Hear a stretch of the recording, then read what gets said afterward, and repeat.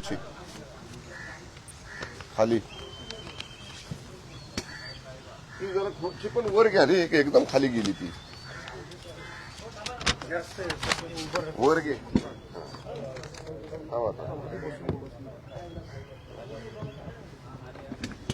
हा बस.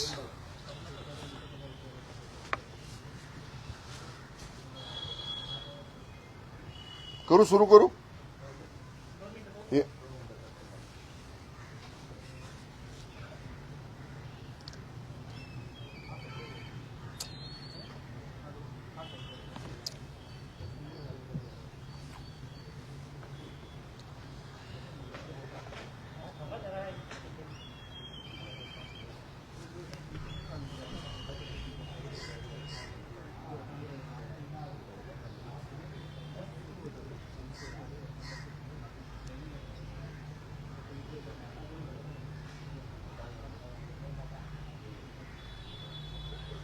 हे उद्याला हे झालं का इन्फेक्शन?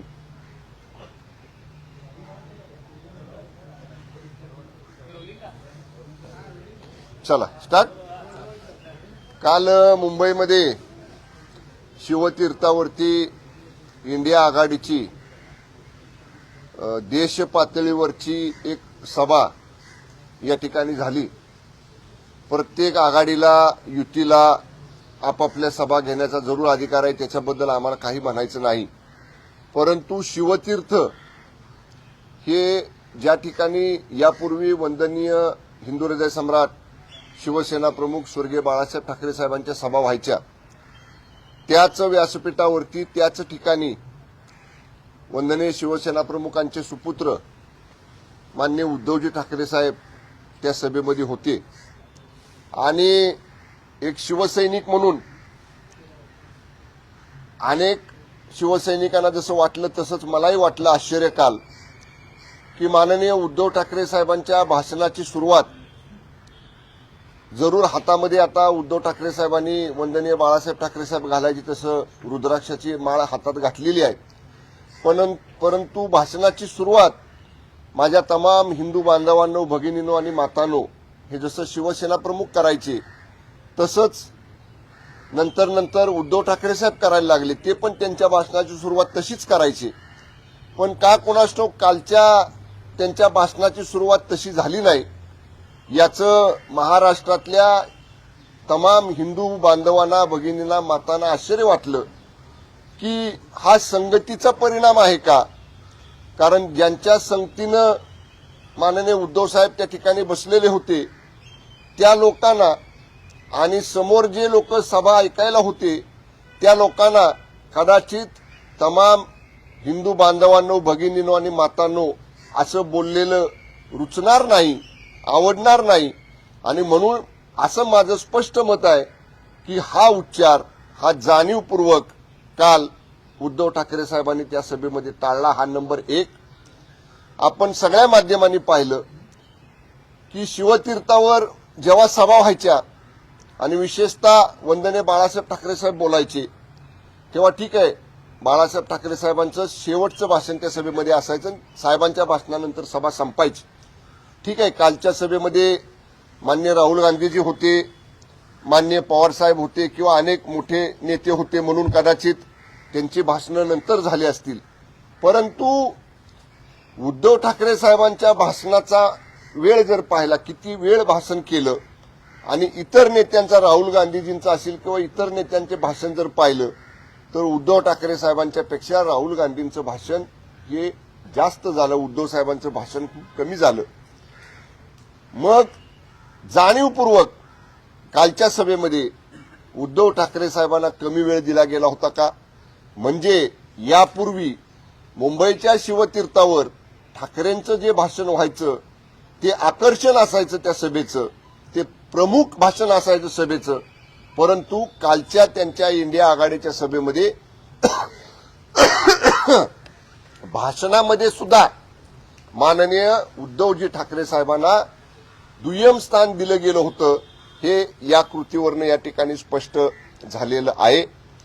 मला अजून एक सांगायचंय की तेजस्वी यादव कालच्या सभेमध्ये बिहारचे माजी उपमुख्यमंत्री यांनी सांगितलं की इस रॅली में मुंबई में हमें राहुल जी ने बुलाया है. मुंबईमध्ये कुठलीही मोठी रॅली झाली, कुठलीही मोठी सभा झाली तर त्याच्यामध्ये ठाकरेजीने हमें बुलाया है.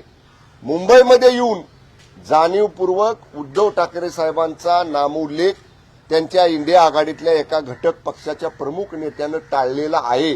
म्हणजे सुरुवातीपासूनच जर अशा पद्धतीची वागणूक ही उद्धव ठाकरे साहेबांना जर त्या इंडिया आघाडीमध्ये मिळत असेल तर नेमकं इंडिया आघाडी गठीत झाल्यानंतर, जागा वाटप झाल्यानंतर काय त्या ठिकाणी त्यांची परिस्थिती असणार आहे याचा विचार त्यांच्याबरोबर असणाऱ्या सगळ्या शिवसैनिकांनी या ठिकाणी केला पाहिजे. त्याच्याबरोबरच मला वाटतं तेजस्वी यादवच म्हणाले कालच्या सभेमध्ये की हम सत्ता में आए या न आए लेकिन हम लोग साथ में रहेंगे. हे बघा, जेव्हा तुम्ही सत्ता परिवर्तन करायसाठी रॅली घेता, माननीय मोदी साहेबांना आव्हान देण्यासाठी, विरोध करण्यासाठी रॅली घेता, तेव्हा तुमच्यामध्ये आत्मविश्वास असला पाहिजे. तेजस्वी यादवांच्या कालच्या भाषणामध्ये जर ते म्हणत असतील की हम सत्ता में रहे या न रहे, म्हणजे सत्तेत येण्याची त्यांना बिलकुल खात्री नाही. केवळ आम्ही सगळे एक आहोत हे दाखवण्याचा एक केविलवाना प्रयत्न हा कालच्या इंडिया आघाडीच्या सभेमध्ये या ठिकाणी झाला होता. त्यापूर्वीचं मला एक सांगायचंय, सभा सोडून काल सकाळी संजय राऊतांची पत्रकार परिषद झाली. नेहमीप्रमाणे त्यांचा बोंगा वाजला आणि त्या पत्रकार परिषदेमध्ये संजय राऊत काय म्हणाले की काँग्रेस सत्तेत होती म्हणून देशामध्ये जी प्रगती झाली, देशानं जो विकास केला आतापर्यंत तो केवळ काँग्रेसमुळे झाला. हे वाक्य संजय राऊतांचं कालच्या भाषणामध्ये आहे. मला एक प्रश्न या निमित्तानं शिवसेना पक्षाच्या वतीनं माननीय खासदार संजय राऊत साहेबांना विचारायचं आहे की तुम्ही जर म्हणताय की काँग्रेसमुळे सगळं झालं तर मग वंदनीय बाळासाहेब ठाकरे साहेब जे म्हणायचे की माझ्या पक्षाची मी काँग्रेस होऊ देणार नाही, मी काँग्रेसला कधी जवळ घेणार नाही आणि काँग्रेसच्या जवळ कधी जाणार नाही. ज्या काँग्रेसला एवढं दूर ठेवलं होतं स्वर्गीय हिंदू हृदय सम्राट वंदनीय बाळासाहेब ठाकरे साहेबांनी, त्यांच्या विचाराच्या बरोबर उलटे विचार, बरोबर विसंगत विचार, बरोबर विरुद्ध टोकाचे विचार हे श्री संजय राऊतांनी कालच्या त्यांच्या पत्रकार परिषदेमध्ये बोलले. याचा अर्थ वंदनीय बाळासाहेब ठाकरे साहेबांच्या काँग्रेसबद्दल असणाऱ्या विचारापासून आज संजय राऊत जाणीवपूर्वक या ठिकाणी बाजूला जात आहेत. त्याच्या पाठीमागे त्यांचं काय उद्देश आहे हे निश्चितपणानं आता सगळ्यांना समजलेलं आहे. शेवटचा मुद्दा, कालच्या सकाळच्या पत्रकार परिषदेमध्ये एक वाक्य संजय राऊत बोलले की म्हणले काय केलं मोदींनी, काय केलं तर सर्जिकल स्ट्राईक केला. काय त्याला सर्जिकल स्ट्राईक शब्द सुद्धा नीट उच्चारता आला नाही. सर्जिकल स्ट्राईक का काय असं बोलले आणि काय तर म्हणे पाकिस्तानमध्ये जाऊन फटाके वाजवून आले. अहो, सर्जिकल स्ट्राईक करताना पाकिस्तानच्या हद्दीत जाऊन, आतमध्ये जाऊन त्यांच्या दहशतवाद्यांचा बिमोड करणारं हे देशाचं सैन्य दल, त्यांचं कौतुक केलं पाहिजे. जीवावर उदार होऊन सैन्य दल तिथं गेलं आणि सर्जिकल स्ट्राईक यशस्वी केला. त्याला जर फटाके फोडणं हे संजय राऊत म्हणत असतील तर तमाम देशाच्या सैन्य दलाचं संजय राऊतांनी घोर अपमान केलेला आहे. त्यामुळे सैन्य दलाची या बाबतीत संजय राऊतांनी माफी मागितली पाहिजे. नाहीतर असणारे सैनिक, माजी सैनिक आणि माजी सैनिकांचा परिवार संजय राऊतांना बिलकुल माफ करणार नाही. स्वतःच्या जीवावर उदार होऊन एवढं मोठं सर्जिकल स्ट्राईक त्यांनी केला, त्याचं कौतुक जगभर झालं. पण संजय राऊतांच्या सारख्या माणसानं त्या सुद्धा कृतीला तिथं जाऊन फटाके फोडणं असा उल्लेख करणं हे निश्चितपणाने त्याचा आम्ही निषेध करतो. आणि देशातले सैनिक, सैनिकांचे परिवार, माजी सैनिक, माजी सैनिकांचे परिवार या वक्तव्याबद्दल संजय राऊतांना धडा शिकवल्याशिवाय राहणार नाहीत. धन्यवाद. काय प्रश्न असतील तर विचारा. नाही, हे संपवलं का? हे संपलं. या बाबतीत एक घ्या म्हणजे मग लिंक तुटायला नको. हिंदीमध्ये नंतर शेवटी गर्दी होती. हा, म्हणजे तुम्ही ते पहिलं करेक्ट करा. आमच्याकडे अनेक ड्रोन मार्फत झालेले फोटोग्राफ्स वेगवेगळ्या सोशल मीडियावर आलेत. अनेक कोपरे रिकामे होते. म्हणजे मला असं म्हणायचं आहे की आमचे माननीय मंत्री महोदय उदय सामंत साहेबांनी सकाळी एक वक्तव्य केलेलं आहे की मोठ्या मोठ्या नेत्यांकडे कालच्या आलेल्या सभेमध्ये त्यांचं असंच बोलण्यात आलं की जर एवढी कमी गर्दी आहे असं आम्हाला माहिती असतं, गर्दी होणार नाही असं माहिती असतं तर आम्ही आलोच नसतो. त्यामुळं गर्दी ओसरलेली होती आणि त्यांच्यामध्ये कोणाच्या मध्ये सुद्धा तुम्हाला उत्साह दिसत नव्हता. व्यासपीठावर सुद्धा जर त्या नेते मंडळींच्याकडे जेव्हा जेव्हा कॅमेरा जात होता तेव्हा ते आपलं असं बसायचं म्हणून बसलोय अशा पद्धतीची त्यांची बॉडी लँग्वेज या ठिकाणी आपल्याला, ज्या पद्धतीनं केवळ मोदी साहेबांचा द्वेष करणं, मोदी साहेबांना विरोध करणं या एका उद्देशाने ही सगळी मंडळी एकत्र आलेली आहेत. त्यामुळं ते कशा पद्धतीचं बोलता येईना अंगण वाकडे ही जशी मराठीमध्ये म्हण आहे तसं आपल्याला काय बोलता येत नाही एवढं चांगलं काम मोदी सरकारने गेल्या 10 वर्षात केलेलं आहे. त्यामुळे त्या चांगल्या कामापासून विचलित करायचं लोकांना, म्हणून असं काहीतरी टीका करण्याचा केविलवाना प्रयत्न ही लोक करतायत. त्याला देशातली जनता, महाराष्ट्रातली जनता तर बिलकुल त्याला थारा देणार नाही.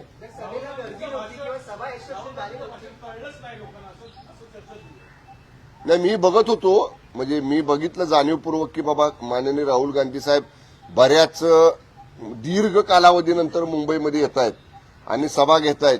पण तुमचं जे मत आहे किंवा जी लोकांच्यातली चर्चा आहे ते माझं सुद्धा मत बनलंय की नेमकं त्यांना काय सांगायचं होतं भाषणामधनं. म्हणजे देशाच्या विकासाबाबतीत ते काय बोलले नाहीत. आज माननीय मोदी साहेबांनी अर्थव्यवस्था पहिल्या 5 क्रमांकामध्ये आणलेली आहे. त्या अर्थव्यवस्थेत अधिक काय सुधारणा करायची त्याच्या बाबतीत बोलले नाहीत. अधिक अर्थव्यवस्था मजबूत करण्यासाठी परकीय गुंतवणूक कशी आणायची त्याच्या बाबतीत काय बोलले नाहीत. अॅग्रिकल्चर डेव्हलपमेंटसाठी, कृषी प्रधान आपला देश आहे, त्याच्या संदर्भात काय उपाययोजना केल्या पाहिजेत त्याच्याबद्दल काय बोलले नाहीत. इंडस्ट्रीयल ग्रोथ बद्दल काय बोलले नाहीत. या ज्या महत्वाच्या गोष्टी आहेत ज्याच्यावरती देशाचं नेतृत्व लक्ष केंद्रित करत असतं अशा कुठल्याही महत्वाच्या बाबींकडे राहुल गांधींच्या कालच्या भाषणामध्ये काय आपल्याला आढळून आलं नाही. मी मगाशी म्हटलं तसं केवळ मोदी साहेबांचा द्वेष आणि मोदी साहेबांवर टीका करणं या व्यतिरिक्त कालच्या भाषणात काहीही देशाला विचार मिळाले नाहीत. सभा यशस्वी झाली नाही हा, असं आपण म्हणताय तर आपल्या पक्षाला सकाळपासून 2 पत्रकार परिषदेतून खुलासा का करावा? कोणी खुलासा केलाय? सकाळी उदय सामंतांनी हा खुलासा नाही. याच्यामध्ये तुम्ही समजून घ्या साहेब, हा खुलासा नाही. याच्यामध्ये आम्ही का पत्रकार परिषद घेतली? उद्धव ठाकरे साहेबांचं भाषण, आम्ही शिवसेनेत आहोत. उद्धव ठाकरे साहेब सांगतात मी बाळासाहेब ठाकरेंचा वारस आहे, माझा पक्ष आहे, माझ्या वडिलांनी स्थापन केलेला आहे. हातात साहेबांच्या सारखी आता माळ घालायला सुरुवात केली बघा. अगोदर नव्हती. म्हणजे आम्ही जोपर्यंत होतो साहेबांच्या बरोबर तोपर्यंत आम्हाला कधी उद्धव साहेबांच्या हातात कधी माळ दिसली नाही. साहेबांच्यातला बदल, उद्धव साहेबांच्या भाषणातला बदल हा लोकांना समजून सांगायसाठी ही पत्रकार परिषद आहे की तमाम हिंदू बांधवांनो, भगिनींनो, मातांनो, हे का नाही राहुल गांधींच्या पेक्षा उद्धव साहेबांचं भाषण कमी का? या सगळ्या गोष्टी लोकांना समजल्या पाहिजेत, त्याच्यासाठी ही पत्रकार परिषद आहे. ओके. मुख्यमंत्र्यांना भेटलात, तुम्ही थोड्याच वेळापूर्वी मुख्यमंत्र्यांना भेटलेला आहात. तुमच्यासोबत विजय बापू शिवतारे देखील होते. वाद मिटलाय का? बारामती लोकांनी मार्गी लागलाय कारण की अतुल शिवतारे आपल्या पक्षात ठाम आहे. माननीय विजय बापू शिवतारे यांची माननीय मुख्यमंत्री महोदयांच्या बरोबर चर्चा झाली. त्या चर्चेमध्ये मी देखील होतो. मी मागच्या 2-3 दिवसापूर्वी जेव्हा शिवतारे बापू दवाखान्यामध्ये होते ऍडमिट, तेव्हा त्यांना भेटायला दवाखान्यामध्ये गेले होतो आणि त्यांच्याशी माझी दीर्घ चर्चा त्यावेळी झाली. आज परत माननीय मुख्यमंत्र्यांच्या बरोबर चर्चा झाली. माननीय शिंदे साहेबांनी त्यांना स्पष्टपणानं सांगितलेलं आहे आपली महाराष्ट्रामध्ये महायुती आहे. जिथं राष्ट्रवादी काँग्रेस पक्षाचा उमेदवार असेल तिथं शिवसेनेनं भारतीय जनता पक्षाने त्यांना मदत करायची आहे. जिथं शिवसेनेचा उमेदवार असेल तिथं भारतीय जनता पक्षानं राष्ट्रवादीनं आपल्याला मदत करायची आहे. जिथं भाजपाचा उमेदवार असेल तिथं राष्ट्रवादी काँग्रेसनं आणि शिवसेनेनं त्यांना मदत करायची आहे. दीर्घ चर्चा झाली. काही गैरसमज शिवतारे बापूंचे होते ते माननीय मुख्यमंत्र्यांच्या जवळ त्यांनी स्पष्ट केले.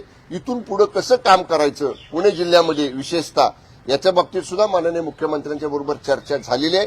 चर्चा अत्यंत सकारात्मक आहे आणि नक्की उद्या किंवा परवा याच्यामध्ये निश्चितपणे सकारात्मक तोडगा निघेल. बापूंनी आज दादांवर गंभीर टीका केलेली आहे. बापू शिवतारे जेव्हा बाहेर आले त्यांनी माध्यमांना प्रतिक्रिया दिली आहे. ते असं म्हणाले की अजित पवार आपल्या कर्माने मरतील असं मुख्यमंत्री त्यांना म्हणाले. असा त्यांचा पाहिजे. नाही नाही नाही नाही नाही काय 1 मिनिट परत. आपल्या कर्माने असं कोण म्हणालं? मुख्यमंत्री घटना म्हणाले असं शिवतारे बापू अजिबात नाही, अजिबात नाही. म्हणजे मी उभा नाही झालो तरी अजित पवार ऐका, यांच्या प्रश्नाचं पहिलं उत्तर देऊ द्या. कोण कोणाच्या कर्मानं मरेल हा शब्द आजच्या पूर्ण एक सव्वा तासाच्या चर्चेमध्ये बिलकुल आलेला नाही. माननीय मुख्यमंत्री महोदय असा शब्द बोललेले नाहीत. मी त्याला साक्षीदार आहे.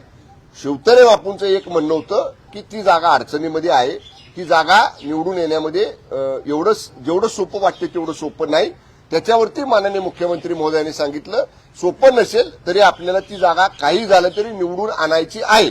त्यामुळं कोण कोणाच्या मरणानं मरेल वगैरे असं वाक्य मुख्यमंत्री महोदयांकडनं बिलकुल गेलेलं नाही, हे मी दाव्यानं सांगतो तुम्हाला. दादांवर आणखी टीका केलेली आहे की दादांकडे जे 11 कारखाने आहेत ते देखील त्यामध्ये कमी ह्याच्यात विकत घेतलेले आहेत, अनेक प्रकल्प तिथले मार्गी लावलेले आहेत, त्यामुळे तिथली जनता नाराज आहे. एकूणच महायुतीतच आता संघर्ष हा बिलकुल नाही. मला एक सांगायचं आहे, माननीय शिवतरे बापूंनी कदाचित जुने काही वक्तव्य केली असतील, त्याचा संदर्भ आज परत दिला असेल, पण माननीय शिंदे साहेबांच्या बरोबर झालेल्या चर्चेमध्ये त्यांचे बरेचसे गैरसमज आम्ही दूर केलेले आहेत. किरकोळ गोष्टी बाकी राहिलेल्या आहेत. एखाद्या बैठकीमध्ये उद्याच्या किंवा परवाचे मी तुम्हाला सांगतो ते सुद्धा गैरसमज दूर होतील आणि निश्चितपणे यातनं सकारात्मक तोडगा महायुतीचा विजय होण्याच्या दृष्टीनं निघेल. काही मानत नाही असंही ते म्हटलेले आहे. ठीक आहे ना, आता मी एका वाक्यात उत्तर दिलं ना. समज गैरसमज काय असतील त्या चर्चेतनं आम्ही बऱ्यापैकी सोडवलेले आहेत. अजून एखाद्या बैठकीमध्ये ते राहिलेले सुद्धा गैरसमज दूर होतील आणि 100% महायुतीचा विजय बारामतीमध्ये करण्यासाठी पूर्ण ताकदीनं तिन्ही पक्ष काम करतील, सगळे नेते काम करतील.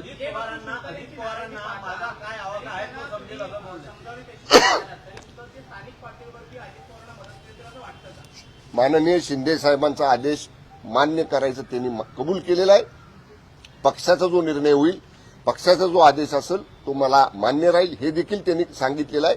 त्यामुळं ठीक आहे, आता मी म्हणतो तसं एखाद्या गोष्टीची चर्चा करताना काही गोष्टी क्लिअर होणं गरजेचं असतं, काही जुने असलेले समज गैरसमज असतात ते दूर होणं गरजेचं असतं आणि पुढे एकमेकांनी कसं वागायचं हे सुद्धा ठरलं गरजेचं असतं. ते सुद्धा प्रमुख नेत्यांच्या समोर ठरणं गरजेचं असतं.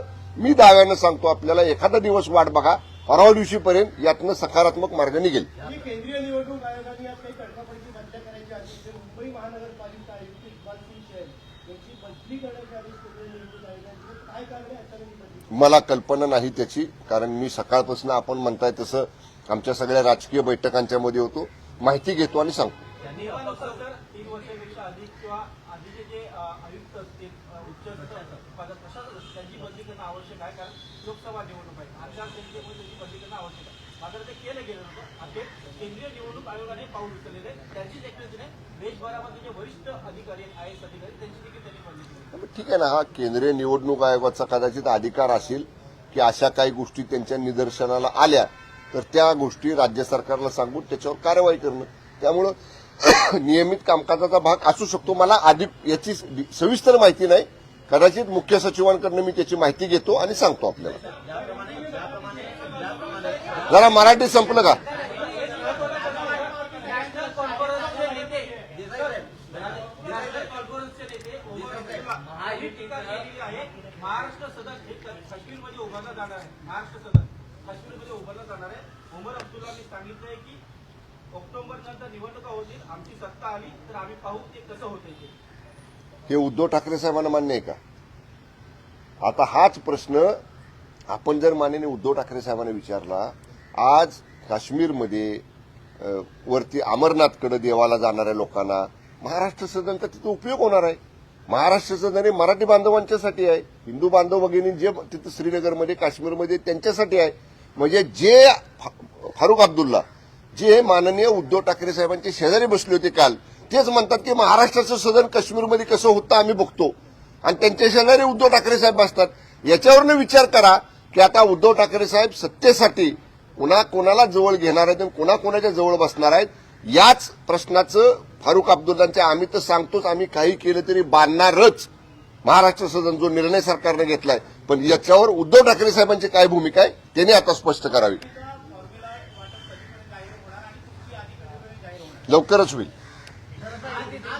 लवकर होईल, चर्चा सुरू आहेत. जागांवरनं मतभेद आहेत. आपण पाहिलं तर अमरावतीची जागा आहे त्यावरनं मतभेद आहेत. माध्यमांमध्ये मतभेद दिसत आहेत. आतल्या चर्चेमध्ये मतभेद कुठेही नाहीत. पण आठवले साहेबांनी उघड भूमिका घेतलेली आहे राणा दाम्पत्याच्या विषयी. माडामध्ये संघर्ष चालू आहे, इकडे पहिलं बारामतीत आपण चालू आहे. माध्यमांमध्ये या चर्चा वाटाघाटी किंवा माध्यमांमध्ये हे मतभेद दिसत आहेत. अंतर्गत जेव्हा पक्षांतर्गत महायुती म्हणून आम्ही एकत्र बसतो तेव्हा असे कुठेही मतभेद होत नाही. चर्चा जरूर होतात.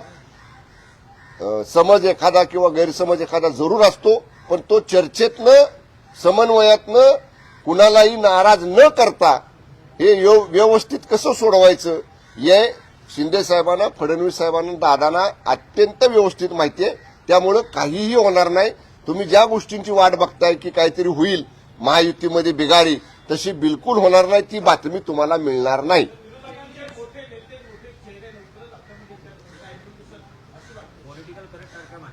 करेक्ट कार्यक्रम चालूच आहे सध्या. काल एक झाला. राजकीय भूकंप होणार आहे का? नाही, येणाऱ्यांची संख्या खूप आहे. वेगवेगळ्या डायरेक्शनला चर्चा सुरू आहेत. त्यामुळं त्या चर्चा सकारात्मक दिशेनं आहेत. फक्त कोणत्या वेळी कुणाचा प्रवेश करायचा हे जे नेते त्यांच्या संपर्कात आहेत ते योग्य टायमिंगची वाट बघत असतात. होईल. ते सांगतायत की भूकंप येणार केंद्रस्थ मराठवाडा असेल का? मग त्याच्यात काय त्याचं हे राहणार नाही ना. तुम्ही अगोदरच भूकंप प्रवण क्षेत्राची तयारी करून ठेवाल, तिथं भूकंप येणार नाही अशी. त्यामुळं भूकंप आल्यानंतरच त्याचे धक्के जाणवतात. लोकसभा मतदारसंघामध्ये जर का अभी हिंदी में बात करने का है. लोकसभा मतदारसंघामध्ये जर का 390 पेक्षा जास्त उमेदवार झाल्यास ईव्हीएम न वापरता मतपत्रिकेवर मतदान करावं लागेल असं राज्याच्या मुख्य निवडणूक आयुक्तांची माहिती दिलेली आहे. त्यांनी त्याचबरोबर मराठवाड्यामध्ये मोठ्या प्रमाणावर मराठा उमेदवार जे अर्ज भरणार त्यांचा हेतू हाच आहे की ईव्हीएमवर मतदान होऊ द्यायचं नाही आहे, मतपत्रिकेवर मतदान करू द्यायचं असा त्यांचं एकूण नियोजन जे आहे ते दिसेल. त्याचा परिणाम येणाऱ्या लोकसभा निवडणुकीवरती होईल का जर का मतपत्रिकेवरती मतदान घ्यावं लागलं निवडणूक आयोगाला? तर निवडणुकीमध्ये अर्ज भरण्यासाठी जी नियमावली आहे त्या नियमावलीमध्ये जे बसतात, जे त्या नियमावलीमध्ये पात्र आहेत ते कुणीही अर्ज भरू शकतात. आणि मग पात्र अर्जांची संख्या बघितल्यानंतर निवडणूक आयोगाचे काही नियम आहेत की अमुक एवढी संख्या झाली की बॅलेट पेपर, अमुक एवढी संख्या असली तर बॅलेट बॉक्सवरती आणि अमुक अशी संख्या झाली तर बॅलेट बुकवरती. त्यामुळे त्या त्या परिस्थितीनुसार निवडणूक आयोग त्यांचं कामकाज पूर्ण करेल. पण अशा पद्धतीनं कसली म्हणजे लोकसभा निवडणुकीसाठी समोर काही जरी उमेदवारांची संख्या उपस्थित झाली किंवा संख्या उमेदवारांची जरी कुठल्या ना कुठल्या कारणामुळे वाढली तरी प्रशासन म्हणून निवडणूक यंत्रणेचं प्रशासन आणि त्या निवडणूक यंत्रणेला सहकार्य करणारं राज्य सरकारचं प्रशासन सगळ्या गोष्टीला सामोरं जायच्या तयारीमध्ये आहे. याचा परिणाम मराठा उमेदवार जे असतील त्यांच्या मतदानावरती होईल का? जेव्हा होईल तेव्हा बघू. जेव्हा हे अर्ज येतील मोठ्या संख्येनं बॅलेट बुकवरती घ्यायचं, बॅलेट पेपरवरती घ्यायचं का बॅलेट बॉक्सवरती घ्यायचं हे त्या त्या परिस्थितीनुसार राज्य निवडणूक आयोग आणि केंद्रीय निवडणूक आयोग ठरवेल. त्या त्यावेळी आपण याच्यावर बोलू. ओके, घ्या. कल राहुल गांधी की मुंबई में जो रैली हुई उसमें उन्होंने शक्ति के बारे में जो कहा उसके ऊपर अब प्रधानमंत्री नरेंद्र मोदी ने ये कहा है कि हिंदुत्व में शक्ति जो है वो माँ है, बहन है और उसका आदर होता है. भाजपा का कहना है शक्ति के बारे में जो राहुल गांधी ने कहा है उससे हिंदुत्व का अपमान होता है. इस पे आपकी क्या राय है? देखिए, माननीय प्रधानमंत्री जी ने एकदम सही बात कही है. शक्ति का ये माँ का रूप है, दुर्गा माँ का रूप है. हम माँ को अपना शक्तिस्थल मानते हैं. तो ऐसा शब्द प्रयोग कल राहुल गांधी जी ने किया है. ये माननीय मोदी जी का कहना 100% ट्रू है कि उन्होंने अपने इस शब्द के प्रयोग से तमाम हिंदुओं का अपमान किया है. इतना ही नहीं, इसके पहले स्वातंत्र्यवीर सावरकर जी का भी उद्धव ठाकरे राहुल गांधी जी ने अपमान किया था. लेकिन वही अपमान करने वाले जिन्होंने सावरकर जी का अपमान किया था उनके बाजू में जाके कल उद्धव ठाकरे साहब बैठे थे. कल उद्धव ठाकरे साहब ने अपना खुद का भाषण, जो हमेशा वो कहते हैं मेरे तमाम प्यारे हिंदू भाइयों बहनों और माताओं, ऐसा न करके उन्होंने कल अपना भाषण दूसरी लाइन से वहां पे किया है. इतना ही बताता है कि जिनके साथ उद्धव ठाकरे साहब बैठे हैं, उनकी संगत का असर, उनके साथ का असर उद्धव ठाकरे साहब के ऊपर है, इसीलिए वो अपने हिंदू भाइयों बहनों और माताओं को अभी भूल चुके हैं। महायुति में क्या कुछ प्रॉब्लम है, ऐसी चर्चाएं चल रही है, जबकि विजय बाबू शिवतारे ने ये क्लियर किया है कि अब वो बारामती से लड़ना चाहते हैं। कितना? एक तरफ आपले? का? मुख्यमंत्री के साथ क्रिस येणार आहे हॅलो हॅलो बोला की हा. हे काय लावतोय ना, बोला ना. बरं इथे येत आहे क्रिस घेणार आहे. बरं ठीक आहे हा आलो. जरा 2 मिनिटं हा थोडा 1-2 मिनिटं ब्रेक घेऊया का? 1-2च मिनिटं. अर्जंट कॉल आहे. अर्जंट हा बोला. अर्जंट कॉल एक आहे. हाँ, शिवतारे जी ने कहा है कि सीएम ने उनसे कहा है कि अजित पवार जो है वो अपने खुद के कामों से ही जाएंगे। और क्या ऐसी कुछ चर्चा हुई है और क्या शिवतारे अब बारामती से लड़ेंगे? तैयारी करा ना. देखिए, जो हमारे पूर्व मंत्री और विधायक है विजय शिवतारे साहब, उनकी जो सीएम साहब से बात हुई, उस बातचीत में मैं भी वहां पे शामिल था.